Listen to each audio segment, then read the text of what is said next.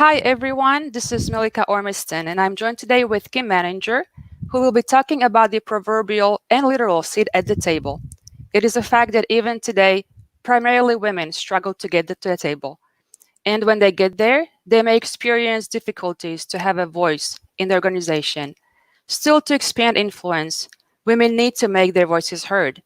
So, what are some of the internal and external challenges that women face, and how can they overcome them? Kim will explore the reasons and share with us proven, actionable strategies. Thank you so much for joining us today, Kim. Thank you, Milika. It's my pleasure to be here today. Great, thank you. First, I'll give some background information for our webinar, and then I'll introduce Kim a little bit more, and she'll get us started. There will be time for questions, so please click the Ask a Question button below the video to ask your questions throughout the webinar, and we'll have time for them at the end and throughout the presentation. We have also included a link to today's slides, and they are in the resources section below the video. Kim Manager is a certified executive and leadership development coach. She has coached hundreds of clients and has presented on career, advancement, and leadership topics to corporate, nonprofit, and academic audiences. She is especially passionate about helping women leaders to develop their confidence, visibility, and influence in order to maximize their impact and advance to higher levels of leadership. And I'll let Kim take it away from here. Thank you, Milika, and thank you all for being here today. I'm really excited to have this conversation with you because, as Milika said, I'm really passionate about helping women in particular, but men as well, to become more confident, more visible, and more influential. And this presentation that we're going to go through today brings all of those pieces together. Now, you'll notice that a lot of the imagery is heavily focused on women. If you are not a woman and you are here today, please don't feel excluded from the conversation. There are a lot of people who have found that this resonates with them. Maybe you are of a different culture. Maybe you feel different in some ways from the dominant power culture around you. And even if you are in the mainstream power culture, there's a lot to be learned too about the experiences of others. I've had a lot of men tell me that this conversation was really helpful for them in terms of how they work with the women in their organization. So I'm hoping that there's something for everyone. And as Milika said, I'm really focused on leaving you with very actionable steps that you can take when you leave here. So my hope is that you will walk away with some specific tools and strategies that you can start using immediately. So we're going to start by taking a quick look at the agenda here. And we're going to start by asking the question, what do we mean by a seat at the table, so that we're all on the same page with how we're defining this term. We're going to talk about why it's so important to have this conversation today. And then what I've done is I've divided this discussion up into three parts. The first is, how do you get that seat, whatever that seat means to you? And we'll talk more about that in a moment. Once you get the seat, how do you use it so that you're maximizing your impact and building your confidence so that you can effectively navigate whatever that looks like? And then also, how do you keep your seat? So obviously we are in a very rapidly changing environment. A lot of things are happening unexpectedly. So how do you maintain your relevance and make sure that you keep the seat once you're actively in it? So as Milika mentioned, I'd love to keep this interactive. You are more than welcome to share your questions as we go through. Don't feel like you need to save them till the end, but we will have time at the end as well. So as I mentioned, I want to start with a question. What is a seat at the table? And I'd love for you to just reflect for a moment on what that means to you. What comes up for you when you hear that term, seat at the table? And, just think for a moment about what that term actually brings up in terms of definition or thoughts or fears, anxieties, whatever it might be for you. And then I'm going to share with you my thoughts on what a seat at the table means. So for me, a seat at the table is both a literal term. So when we envision, for example, a boardroom, right? You might think of an office boardroom with a big table in the middle and a lot of important people sitting around having important conversations, right? That's a seat at the table. But proverbially, having a seat at the table means having access to the people and information that drive your organization. So it means being connected to the right people, being part of the kinds of conversations where decisions are made that impact you and your work. And not just being part of that conversation, but actually being heard as well. So having an influential voice within your organization. Why does it matter? It might seem kind of obvious, but I think it's important to pause and acknowledge why it's important that we all have a seat at the table, especially those of us who have not traditionally had access to a seat at the table. The first, as I mentioned from a more personal perspective, is that most of us want to be part of conversations that impact our overall business. So if a conversation is happening somewhere where decisions are being made about what's going to happen to your team, what are the resources that are going to be provided, what kinds of changes are going to be made, what are some of the timelines and expectations, you likely want to have visibility into that conversation, and you likely want to have a voice into the decisions that are being made as well. When you have a seat at the table, it's also really helpful in terms of raising your own influence and credibility with other people. So I'll share an example. I had a client a number of years ago who was starting to be more intentional about adopting strategies that meant connecting with new people more proactively, sharing her perspectives in meetings, more so than she might have in the past. And what she found was that her influence grew considerably. And she noticed that because all of a sudden she started getting invited to meetings that she had never been invited to before. She became a go-to for questions around her area of expertise. So you'll notice as you start to take more proactive action in some of the steps that we're going to be talking about, that people will respond to you differently. And it gives you the ability to help your team and others drive results and create change. So for many people, women in particular, but this is true for others too, who maybe come from cultures that are less individualistic, if you don't value power for its own sake, you may not be as motivated to take on more power within your organization, because many of us define power as power over as opposed to power to. So we don't necessarily value power for the sake of control. But when we think about power more so in terms of power to, what we realize is that by maximizing our influence, by making the kinds of connections that we're talking about, we actually are empowered to create change that might not otherwise happen. So we talk specifically about women, right? When women have a seat at the table, there are different kinds of questions asked. There are different kinds of conversations that happen simply because we bring different perspective and a different experience to the mix. Just as if you are somebody who has a different racial background, different cultural background, when we have that diversity of experience, diversity of thought, the conversation changes. And we have that opportunity to empower ourselves and to be the voice for others who don't have that seat at the table when we get there. So as I mentioned before, we're going to start by taking a look at how to get a seat at the table. And a seat at the table is different for everybody.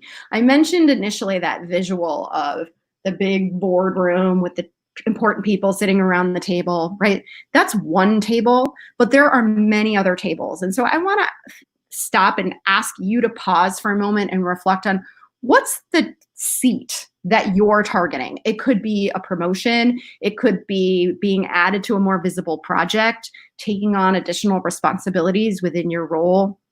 It could be what we're talking about, speaking up and being seen as more influential.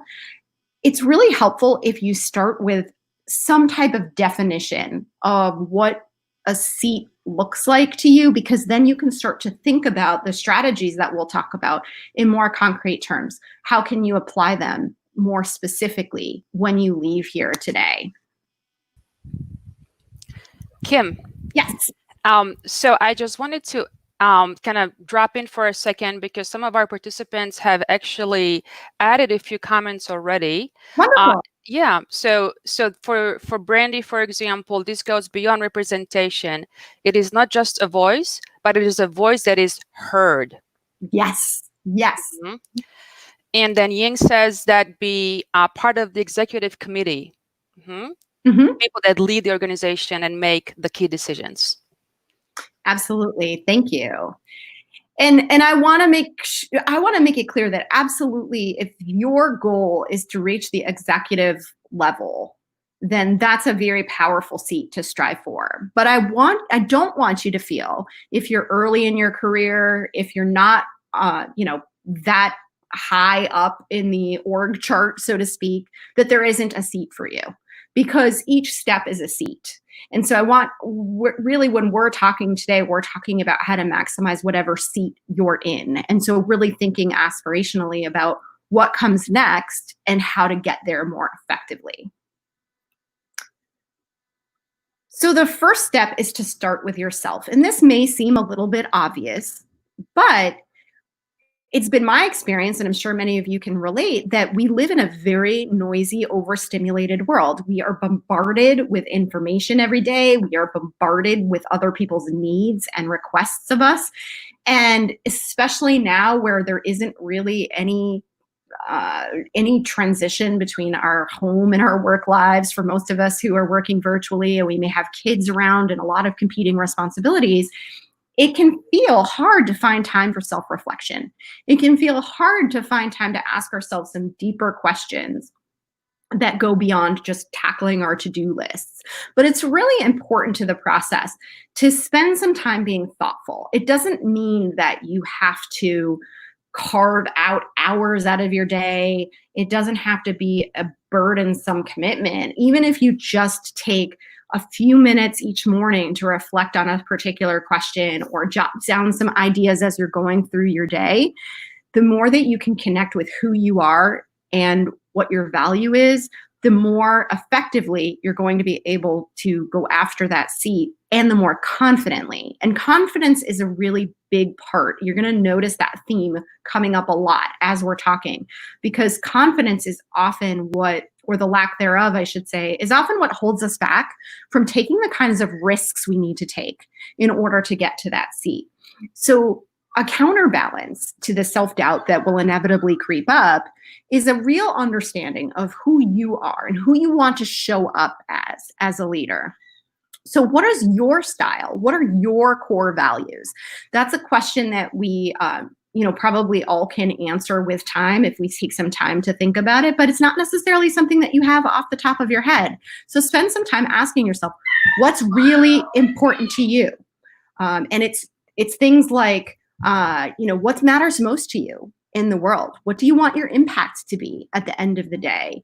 And really make sure that you're prioritizing authenticity, because your culture is going to have a big influence. It's going to have a lot of pressure on you to show up in certain ways. And if you're showing up in ways that are out of alignment with your values because it's something that you feel like you should do, then it's going to undermine your confidence. And it's not going to be something that it's not going to feel right to you. And it's going to be something that other people can see through as well. So take some time to really think about, who do I want to be? How do I want other people to experience me? What do I want my brand to look like? Right? Related to that is, you want to know your value. What is it that you uniquely contribute to the organization? What are your specific skills and strengths? And what contribution do you want to make? Right? Because we all have skills and strengths that we don't particularly want to use. Sometimes we get branded in certain ways because we've been doing something for a long time and we want to shift gears and move away from that. So it's important to be really thoughtful about what you want other people to know as your strengths and to leverage you for. Now, this is something that tends to be harder for women or anybody else who has a value of humility. It can be really challenging sometimes to think about ourselves in strengths-based language, because many of us were socialized very early on to be humble. We were taught that it's not polite to brag. And so we've kind of tamp down that part of ourselves, and we are much more aware instead of where our development and opportunities lie. We tend to look around, compare ourselves to others, and think, I don't quite measure up, right? That person's so much better at this than I am. And so it gives us this kind of skewed, distorted view of the value that we have to offer. Now, I am a big believer in understanding where our growth opportunities lie. It would be such a boring life if we reached a point where we said, I'm done challenging myself, right? I've learned all that I need to know. But we need to balance that with an unapologetic acceptance of the fact that we already have strengths today. Not one of you would be listening to me today if you did not have already pre-baked a set of strengths and experiences that add value to whatever your field is, to whatever your life looks like. So we have to get better at connecting with those. And one really simple question to ask yourself, if you're not clear on that today, is what do other people come to you for? Right? If you can't answer that off the top of your head, spend the next couple of weeks keeping track. What do people in your personal life, in your professional life, come to you and ask you about? Right? Because if you can start to see the patterns and the themes in those questions, that's going to give you a really good indication of what other people see as your strengths, right? Another question to ask yourself is what comes easily to you? What do you feel like you can do in your sleep, right? And we tend as people to minimize the things that come naturally to ourselves. We tend to dismiss that as, well, that's not really special. Anybody can do that. That's not a big deal. But the reality is that there are a lot of people out there that are looking at you and thinking, oh my goodness, he or she is so much better at that than I am, right? We take for granted what our strengths are, but not everybody has them. So just, a couple of ways to think about your strengths and make sure that you are keeping track of these over time. Another great way to do this is to start an accomplishments journal. I'm a big fan of keeping track of all of your wins, all of the things that you're proud of, successes that you're celebrating on a daily or weekly basis. Don't go more than a week. You won't remember. But even if you just spend 5 minutes at the end of your day taking inventory of all of the things that you got done, like I said, what are you proud of? What are you celebrating? What problems did you solve? What did you check off the list? It doesn't have to be some monumental task, but just keep track of it all. And it's going to serve you in a number of ways. Number one is it's going to be great information for you to repurpose more strategically. When we talk about building influence, your ability to look at the work you do today and ask the question, who else would benefit from knowing this? Where can I bring this in service to another part of the organization? It's going to be really helpful for you to have that at your fingertips. Another reason why it's so helpful is that it gives you a record to go back to when you have inevitable moments of self-doubt.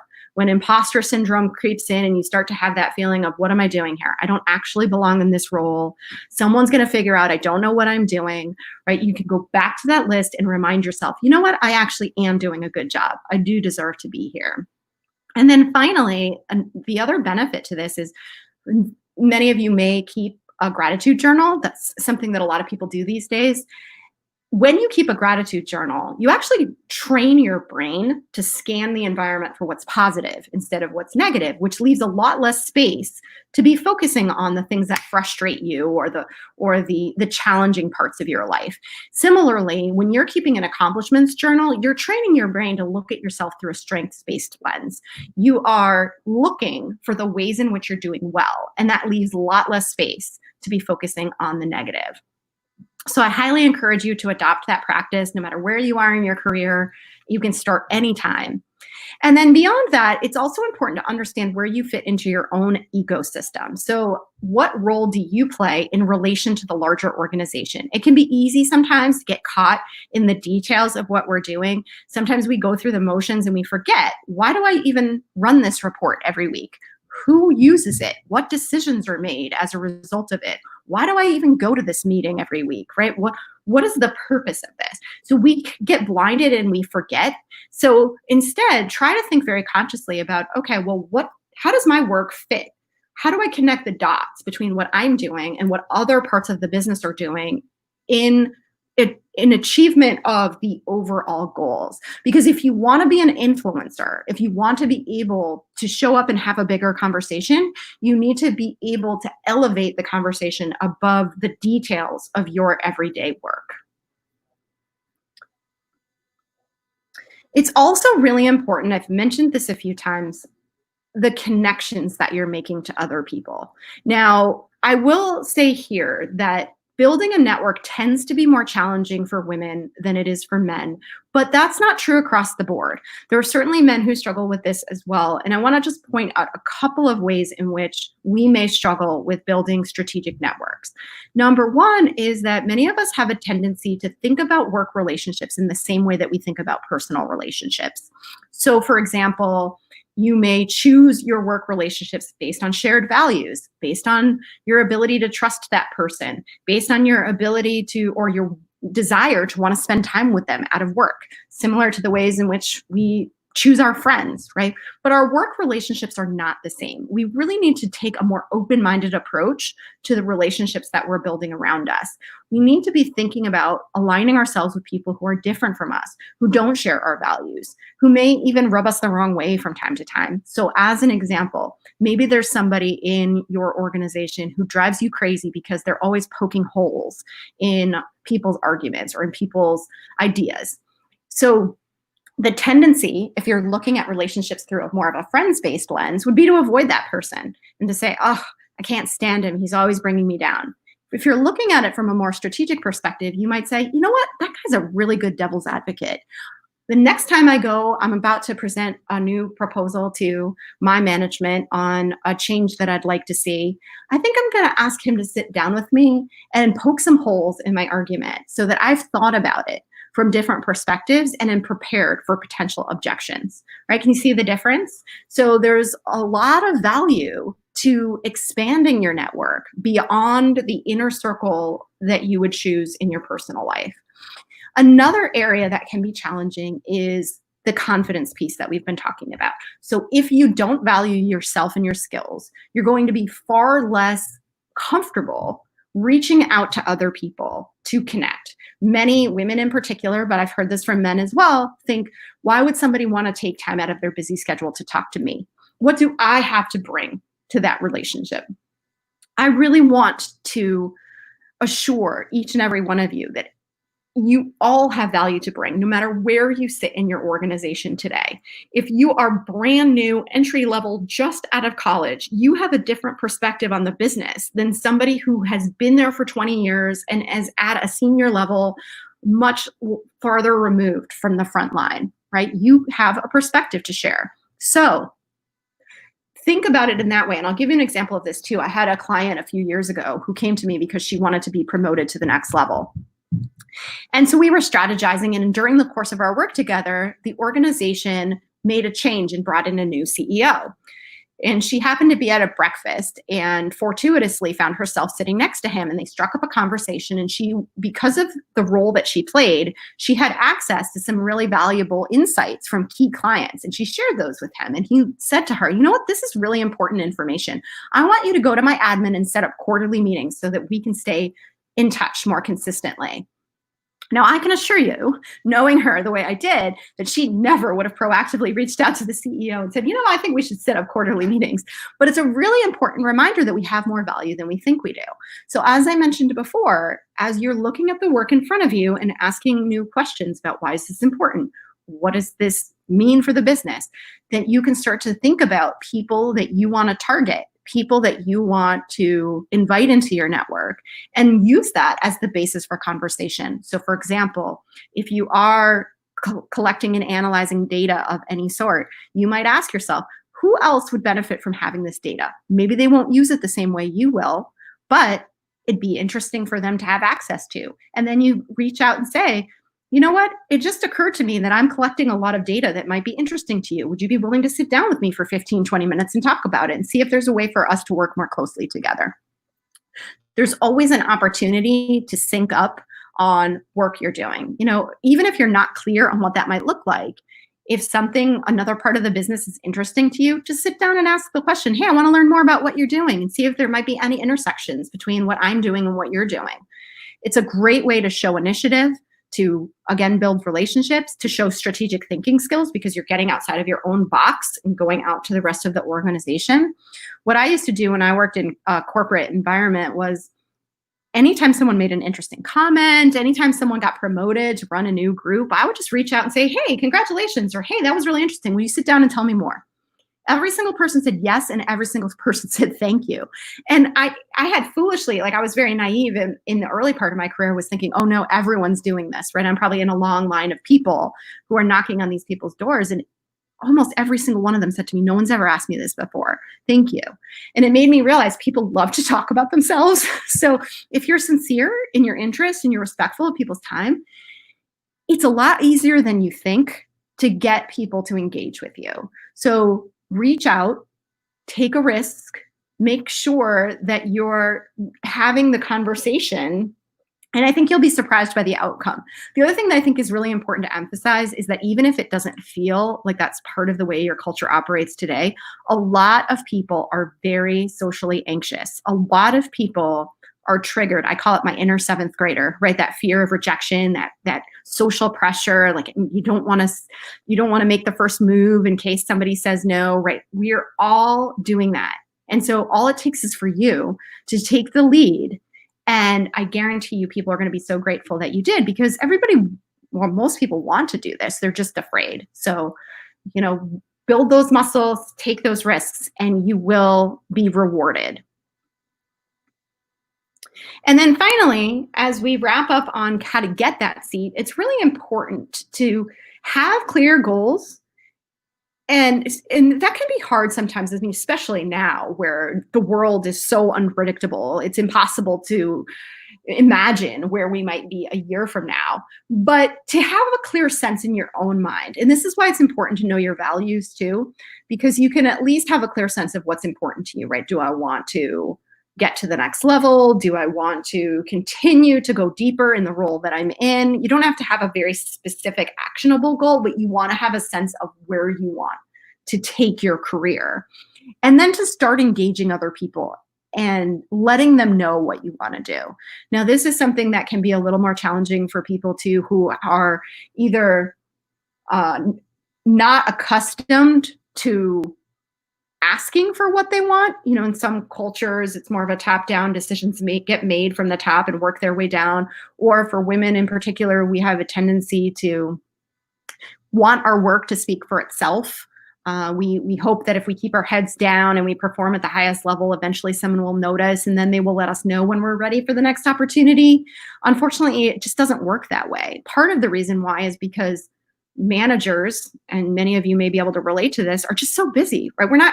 It's impossible to keep track of everything on your plate and everything on everyone else's plate that you manage. And so, if your manager doesn't know that you want to make a certain kind of change, they're not going to read your mind. They can't read your mind, right? And so you can't expect that they know what you want to do. The other thing that I think is important to remember, and I sometimes joke about this, is that if you are a rock star in your job and you're showing up every day smiling, no manager is going to take you out of that role. That's disruptive to their business. They want you to stay as long as possible. So as long as you look happy, they're going to keep you there. You need to be the one to say, hey, I'm thinking about the next step. I could really use your support here. And that's where this asking for help piece is really important too, because we have a tendency to feel like it's somehow inappropriate to ask for help, or that it's going to damage the relationship in some way if we let our boss know that we're looking, right? But the reality is, the vast majority of managers don't expect you to retire in your current role, right? And if it's a good manager, they're going to want to support you. So ask for what you need. So I want to stop there and see if there are any questions on the getting the seat. Oh, and I think, Kim, we're quite aligned because I just brought myself in as you were saying it. We're on the same wavelength. Yeah. So we are not sitting near each other, but are thinking alike. So that's wonderful. Yes, we actually have wonderful questions already. They are here. So let me pick a few for you. And you have touched on these a little bit. So let me start with this one. How do we work through that skewed value of maintaining humility while still feeling our accomplishments are recognized? Oh, that's such a great question. Here's how I think about it. This has been incredibly helpful to me personally, and something that I've shared with a lot of people and has resonated is the idea of your skills and strengths are not about ego, they're about service. The more you understand your skills and strengths and the value that you have to contribute, the more of an impact you can make on the business and on the people around you. So if you're motivated by ego, right? Then that's typically where it falls apart, either because you don't do it proactively or because other people find it obnoxious. If instead the question is, how can I help? How can I be of service? How can I bring my strengths to the table? That's going to be a place that allows you to come from authenticity and also to have a much more positive impact on the people around you. Okay, great. And I'm going to add now this one to it. So this one has to do a little bit with the physical response that one has, and you spoke a couple of times about speaking up in a meeting. Mhm. So how would you, when you talk about being confident and adding your value, can you share some ways how to combat the physical responses when you're trying to speak up? For example, heart racing, or talking fast, maybe having those verbal crutches. And if you're going to get to it later, we can bypass it, but I just kind of thought to bring this question in right now. Yes, and so we are actually going to get to that. That's a big part of this using your seat segment. But I will comment just quickly that the physiological response that you're experiencing there is that fight or flight response, right? So what your brain is telling you is that you're in danger. You're in danger of humiliating yourself, somehow failing in some way, right? Because our brains don't distinguish between real danger of a predator eating us and something like rejection or failure or humiliation. So part of it is just letting your body know when you sense that physiological response that there is no threat here, that it's not really an unsafe place to be. And as long as you're in that anxiety spiral, is how I think of it, you can't connect with the cognitive part of your brain that allows you to speak more spontaneously, that allows you to feel more in control of the situation. And so if you're trying to speak at the same time that you're feeling these physiological feelings, it just perpetuates the feelings that you're having. So instead, just pause, take a deep breath, let your body know it's okay. Because the more you breathe, the more your body realizes, okay, I'm not in this I need to run state. So take a sip of water, just really try from as much as possible from a physiological perspective to relax your body and let your brain know that it's okay. And then I'll give you some more specific strategies too when we talk about engaging in meetings and speaking up in this segment. Any other questions? So maybe this one, but again, I mean, it's a few that are very good questions. I'm also watching the time, and I think this could be relevant to many of our speakers because of the times, right? These are really trying times for so many of us, and we don't have that many meetings in person anymore. So are you going to share some strategies how to get a seat at a table when we have Zoom meetings and communicating remotely? Yes, absolutely. Okay. Yeah, and that is a very timely question, but I think it will be something for us to think about for the distant future now, because I don't think we'll ever go back to the old way of doing things. And so even once the pandemic is behind us, companies are going to be operating in new ways, and I think it's important to figure out how to navigate that. Okay, great. So we can continue, and we'll come back to the questions later. Perfect. Thank you. So at this stage of the conversation, we're going to assume that you've gotten your seat. So congratulations, all your hard work has paid off. And now we're going to talk about how do you use that seat. And the first step is to have a plan. And there's a couple of reasons for this. First and foremost is confidence, because I've already mentioned imposter syndrome. When you are enthusiastically competing for something, you are really working hard to achieve a goal, your mind is focused on getting there. And then typically once you get there, there's this state of, uh-oh, what have I done? Right? Now you're outside of your comfort zone. Now it's that be careful what you wish for feeling, and we feel exposed and we start to question, gosh, do I really belong here? Can I really do this? And that's, again, a reflection of the fight or flight response. It's that sense of I'm in danger, and it's that voice in your brain that's telling you, go back to safety, go back to the comfort zone, right? So having a plan where you've thought through, okay, here's what I'd like to do with this seat, whatever that looks like, right, is going to help you to feel a little bit more in control of the situation. So it doesn't have to be a detailed plan, but more of like, when I get invited to this meeting, let's imagine the seat is an actual seat at a meeting. right? Here's how I want to use that seat. I really want to make sure that I'm asked half of my team. So maybe I'm going to socialize some things with my team before I step in the room so that I know what the concerns are and I can speak to those more accurately. Or I know that I want to ask some questions. So I'm going to look at the agenda and I'm going to think about where I might ask those questions, where it might be appropriate. Maybe I'll think about who else is in the meeting and have some pre-meetings ahead of time just to get a better idea of where they're coming from, what they care about, and maybe fill in some holes that might exist for me because I haven't been coming to these meetings for a while, right? So you can see how that can help manage some of the insecurities, the anxieties that are popping up because this is new for you. The other thing that's really helpful to think about in terms of having a plan is that sometimes when we are starting something new, with the best of intentions, we can run enthusiastically into it and the group is not ready for it. Maybe they are just a little bit behind and I'll give you an example of this too. So I have a friend who I was working with, and she worked for the pharmaceutical industry, and she had a senior level position in the quality team at a company that she had worked at for years. Quality in that company was embedded in the strategy. She always had a seat at the table. It was something that she knew her business inside and out. And she was promoted to move to a much smaller startup where they were just starting to think about commercializing their products and thinking about quality. She was all excited and thought, you know what, I could bring my toolbox of things that I have developed and just come right out of the gates, adding value to this new organization. And when she got there, she realized they just weren't ready for that yet. Many of them were scratching their heads thinking, I don't really even know what she's talking about, and feeling a little bit threatened by the changes she was proposing, because as humans, we always resist change at some level, right? So we have to pace ourselves. And she realized that the most effective strategy would actually be to back up and just start a conversation with people to understand what's the baseline here. What do they know about quality? What are their concerns? What do they need to be educated on? So that we can move to the next step. She had to really take baby steps with them. So it's important to get a sense of what are people ready for? The other thing is a lesson that I learned from an old boss of mine that I have always taken with me, which is he used to say, don't call the baby ugly.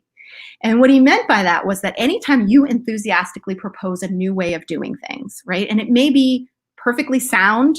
You may, it may just be that this is an obviously better way to do it. You're calling somebody else's baby ugly, right? Because the current way of doing things is something that somebody was really emotionally attached to. Somebody or some group came up with the idea. It's been the way that you've been doing things for a long time. And they're going to feel offended. They're going to feel defensive, right? And you don't necessarily know whose baby you're calling ugly if you don't have the historical landscape of what people care about and how decisions were made in the past. So another reason to also socialize your ideas with some of the other folks to get a feel for where the invisible landmines might be. The next step is to know your stuff. And so this one is generally not a challenge, particularly for women. Women tend to over-prepare more in an academic way. We have a tendency to want to, find the definitive textbook for everything that we don't know, right? So most of the women that I talk to, when I ask them, in what situation do you feel least confident? They'll say, when I feel least prepared.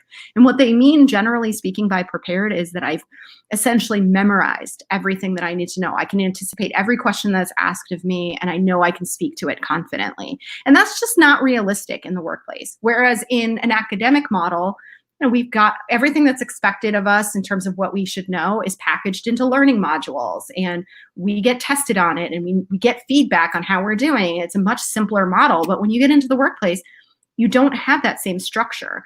And so it's really important to think about it in a new way. So first and foremost, get out of the weeds. We talked before about the tendency to get really tangled up in the details of your own job. Know the business more broadly and how your work fits into it so that you can have that more strategic level conversation. You can't do that if you're proverbially at your desk all day. You can't do that if you're only focused on your job and not making conversation with people around you who can provide more color and context for everything that's going on. It's also really helpful to prepare for your informal and formal discussions. And when I say prepare, again, I don't mean try to memorize everything. I mean know who's going to be in the room, right? What do the other people care about? How do they best communicate information? Do they want to know data? Do they want to know big ideas, right? Understand your audience. And if confidence is a challenge for you, instead of worrying about what if they ask me a question I don't know the answer to, prepare for that inevitability, because it's almost impossible to get through life without being without being asked a question we don't know the answer to. So ease your anxiety by saying, instead of trying to memorize things I don't even know I need to know, let me just prepare for what I will do if I'm asked a question I don't know the answer to. Right? What are my choices here? And some of those options might be, I don't have that answer today, but I will get it for you, right? Or if it's really important to you, let's pause, take a 10-minute break. I'll go find that information for you and we'll come back together. Or maybe it's, you know what? That's a really good question. I don't have that question today, but Joe, I know you've been involved in those conversations. Any chance you know the answer to that? Bring in your resources. Don't try to know everything yourself. Right? There's a difference when we talk about imposter syndrome and that general sense that I don't know what I'm doing. That's very different from a skill gap. That's very different from, you know what, if only I knew more about this product, I could do my job more effectively. So you have to, in your mind, differentiate between those two things. Know that the imposter syndrome is going to hit because of the fight or flight response, of the I'm out of my comfort zone and my brain thinks it's dangerous. But to the extent that it helps you to be more actionable about real gaps that you can be productively filling, it can actually have some value. So try to sit down and translate that into that generalized anxiety into, okay, well, what step could I take that would make me feel more confident? So when I'm in the meetings, I tend to get most nervous when people talk about this topic because that's what I'm not familiar with. So who can I talk to that can give me some more background on this? Maybe you shadow someone. Maybe you just sit down and have a lunch and learn with somebody informally. Maybe you take a one-day online course through your company's training program. So just don't expect that you're going to have to know everything on your own. Leverage your resources and find the most efficient way to fill in those gaps as you're going along. And then speaking up, so we touched upon this a little bit. I have a bit of a controversial perspective on meetings. I understand that we all live in meeting overload, and there's often a temptation, especially when we're in the office, there might be the temptation to sit in the back of the room so that you can multitask and people won't notice. Or nowadays, because most of us are working from home, keep your camera off so that you can be doing something else, but you're still there. My philosophy on meetings is that if you're invited to the meeting, you're expected to add value. Someone made the choice to include you on that meeting invite. So there's some reason why they did that. If not, don't go. Don't take time out of your day that you don't need to. If you can truly multitask through a whole meeting and not miss anything, it's not a good use of your time. But if you are going to go, it's a really powerful opportunity to build the kind of influence that we're talking about here, especially if there are senior level leaders on the meeting, especially if they're cross-functional people who don't get to interact with you on an everyday basis. This is your chance to show them what you've got, right? So in terms of the questions that you ask, the updates that you deliver, even just your body language and how you're engaged. So I think it's really important that now that we're talking about doing this virtually, keep your camera on as much as possible. I know that it's frustrating. I know that we're all zoomed out, but be selective. If you're not going to do it on every meeting, do it on the ones, like I said, that have high profile representation or have opportunities for you to build your visibility with a broader audience. Have your camera on and be engaged with your body language. Show that you're focusing and giving your attention to the conversation. Show up early, especially if you're an introvert and you have more difficulty competing with extroverts in the conversation. Show up early so you can have a little bit of a pre-conversation before the full conversation gets going. If you have gone through the meeting and you haven't had an opportunity to say what you wanted to say, reach out to one or more people and say, I have some additional thoughts that I didn't get to share in that meeting. I'm going to set up 15 minutes on your calendar so we can continue the conversation, right? If you know that there are a lot of loud voices in the room, but you have something that you want to share, ask the organizer if you can have 5 minutes on the agenda so you can share your update, right? There's a lot of ways to do this. I'm going to share a cautionary tale. It's something that I've shared quite a bit because it really stuck with me. And I think it's an eye-opening experience. A number of years ago, I used to work at a high-tech company for the first half of my career. And I managed partnerships. And I live in the Boston area. So my team flew out to a meeting in Chicago to meet with a partner. And it was me and my boss and my boss's boss and our senior VP who oversaw the whole group. We all flew out to Chicago. We sat in a conference room with a bunch of representatives of the partner, and we were going through our goals from the previous quarter. And I did a lot of the talking because I was closest to the relationship, and my boss's boss was just chatty by nature. So he chimed in from time to time. But my boss, who was between us, didn't really have a lot to say. He felt like we were we were the ones doing the talking, and he just kind of sat quietly and watched. And at the end of the meeting, our senior VP came over in front of all of us, looked right at my boss and said, "What are you doing here? You added no value. You should have stayed home." And it was one of those jaw-dropping moments where jokingly I said, I thanked God that he was talking to my boss and not me. But it really made me realize that even if you think you're flying under the radar when you're multitasking or not participating in a meeting, there may be people paying attention and asking, "Why are you here?" And like I said originally, if you're not there for a reason, then don't go. But if you are there for a reason, look for ways to add value. And I'm not talking about speaking for the sake of speaking. I have a client who is incredibly introverted. She is part of a very big cross-functional meeting on a consistent basis. And what she does is she listens. So there's a lot of people in the room talking at the same time or waiting for their turn to talk and not really hearing what other people are saying.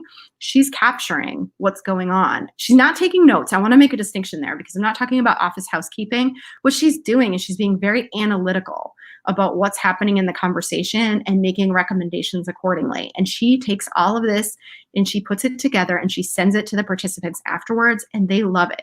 They lean on her for that. That's the value that she has to offer. So even if you're not being vocal, there's still ways for you to make your presence known. And so I'd be really mindful of that as you're going through.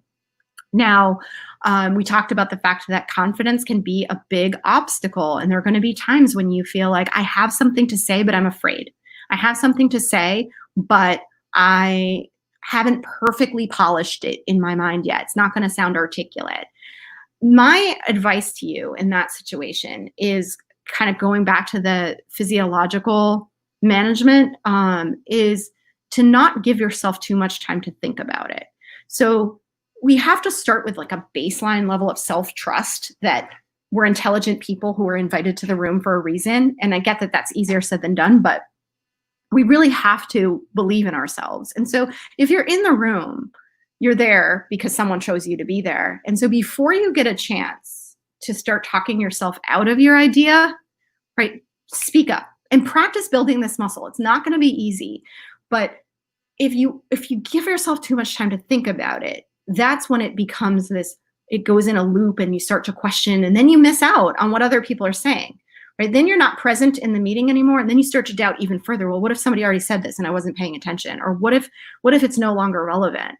So the minute that the idea comes into your head, just say it out loud. Stop second guessing yourself. And over time, you will start to build that muscle. You don't have to do it for the first time in an executive meeting. Do it in your team meeting. Do it at home in your, because the reality is that the people I talk to who are most concerned about this, the people who come to me and say, I don't speak up because I'm worried about sounding like a fool, are very intelligent, very high communicators in their everyday lives. It's not them. It's that they're intimidated by the situation around them. So just don't give yourself that chance. The other thing is connect as much as possible with the people in the meeting offline, because the more relationships that you have, the more you personalize the people around you and they feel less mythical, right? They're not as intimidating or as daunting to be around. They're just everyday people like you who are going through the same challenges at home. So try to humanize the work experience, and it's going to feel easier for you. So I'll pause here again. We just have a couple more slides for this maintaining relevance, but I want to see if there are any questions on the using your seat.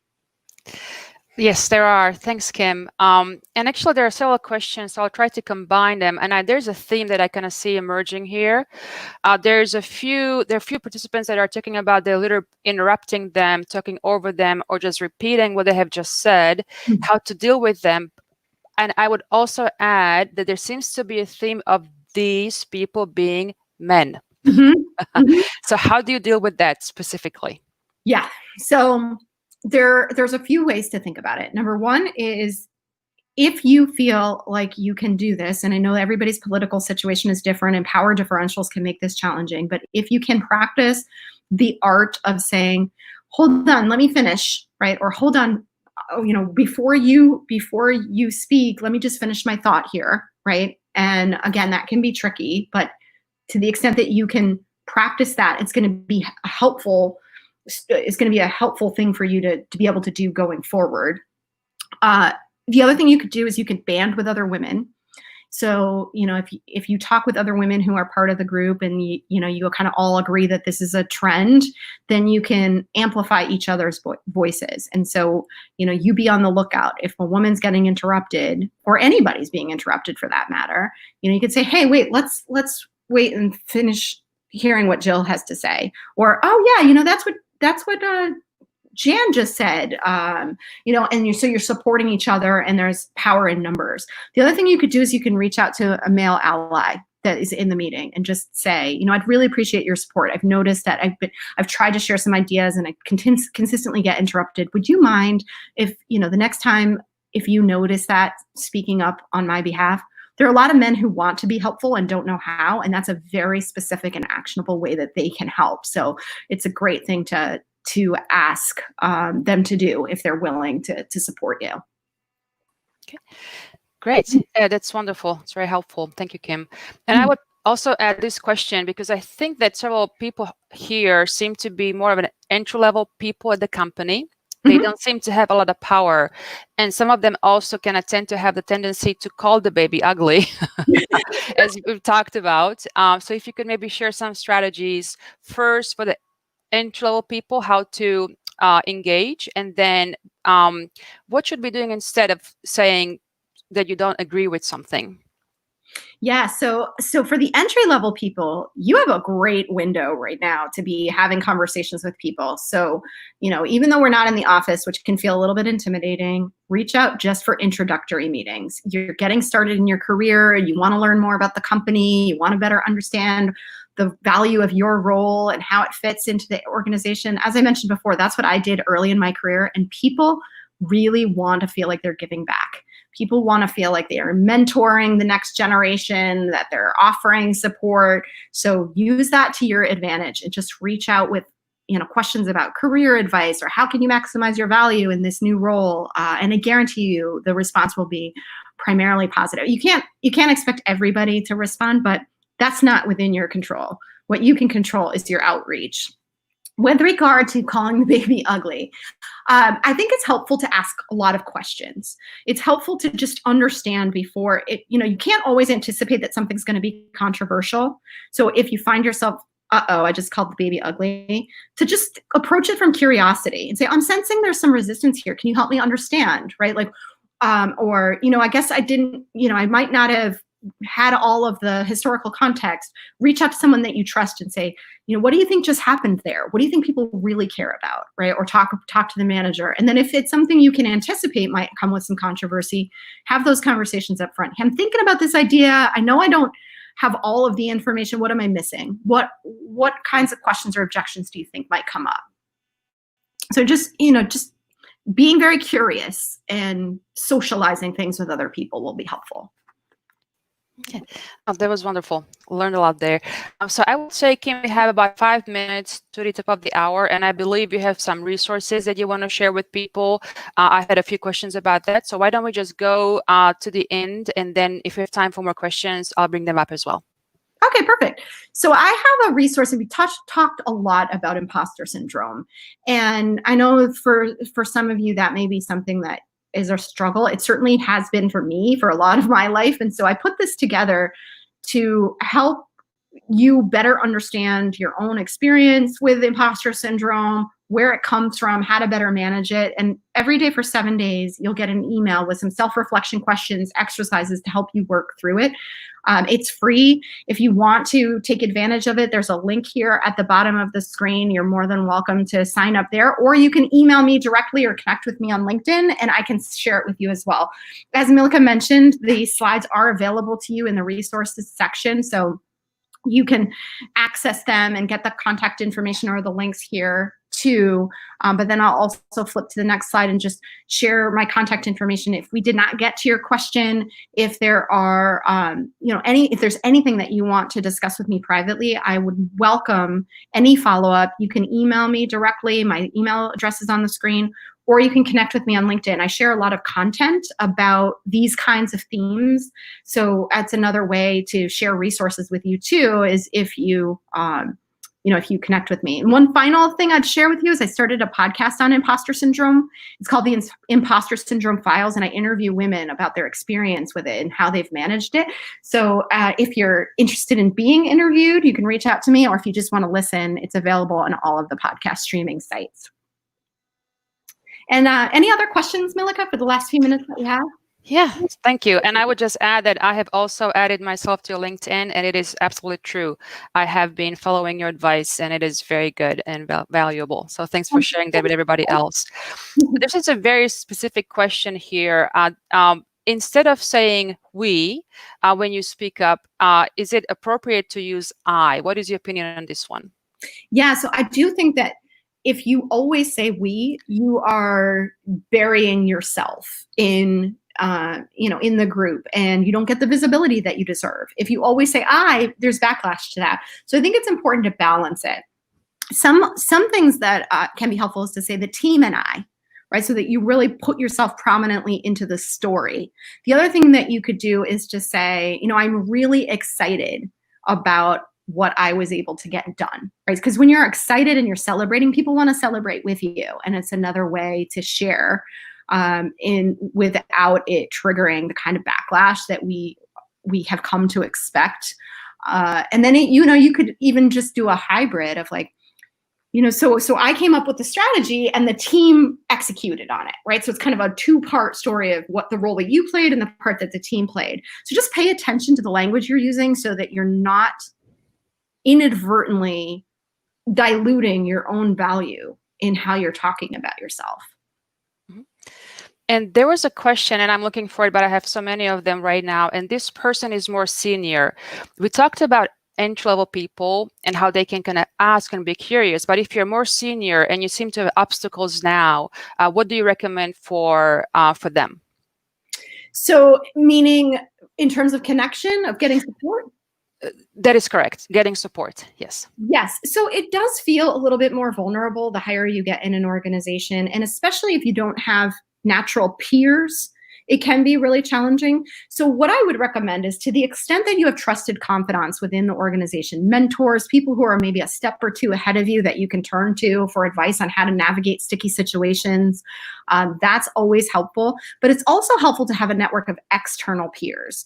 So if you can get involved in maybe executive roundtables or get it linked in with professional groups that have segmentation around your field or your level, that's another way too to get some support from people who understand where you are and what you do, but can provide a little bit more of an objective perspective on your situation. Mm-hmm. And I think I would add to it that there was a question about being put back in your lane repeatedly. How would you deal with that? The sense of a perception that you're getting out of your lane. Yeah, and so this one's a little bit of a challenge, and I've had a lot of questions about this too, is like, what if the steps that you're taking are perceived as threatening to your boss or stepping out of bounds or something? I think it's important to understand where the concern lies so you can address the root problem, right? Are they concerned that you're not paying enough attention to your core job? Are they concerned that you are showing them up? right? Having a service-based message that really connects to the business impact is important, because sometimes they just don't understand what you're trying to do. But if you can say, you know, here's the purpose, here's the reason why I'm doing this, and how it affects the business, not just you personally, can go a long way in easing some of those concerns. Now, not every culture is supportive of getting out of your lane, and that begs a bigger question of, is that the right place for you? If you're feeling like you're constantly getting your wrist slapped for taking initiative and trying something new, maybe there's a better place for you, either in another part of the organization or in a different company that is, more supportive of entrepreneurialism on the inside. Okay. Thank you, Kim. I would also ask you, if you could, several people have asked to see a screen with the free session, and I think that is the screen just before this one. They were not able to copy and paste, so we can leave it there up just for a moment. Sure. Thank you so much.